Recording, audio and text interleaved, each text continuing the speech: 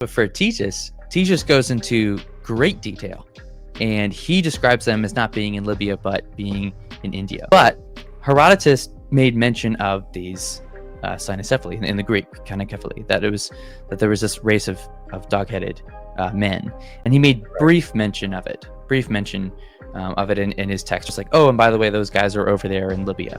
And then he doesn't bother to explain it, which really implies that he is assuming that the readers already understand what these things are, who these people are, and what the context is, because he gives no explanation. But even with that, he's just like, oh yeah, obviously you know about the dog-headed people, right?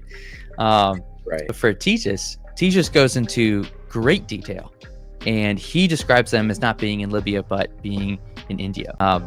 He talks about there being roughly 120,000 of these guys in India, living as a kingdom, who traded with the king of India for weapons. They brought all these resources to that king of India and were like, hey, we'll give you this, you give us some weapons. And supposedly they would do this, annually. They'd come down and they'd get all these weapons, and then they'd go back and they would fight their wars and do what they needed to do. That they lived in the mountains of India. He talked about their hygiene.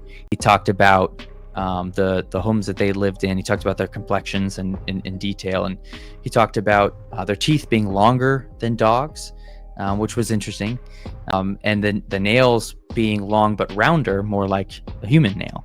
And so he describes details about the way that they looked, the way they behaved, the things they bought and sold, the trades that they had. It's really a surprising amount of detail that he goes into. Just simply don't use weapons and trade with Indian kings. It's exactly what I was thinking. Yeah, it's just not a thing that happens, right? And they certainly don't build cities of 120,000, right? I'm like, doesn't it just make more sense for you to say he's wrong, or that he made it up, than to say that he was probably just talking about monkeys, because these aren't monkeys we're talking about, and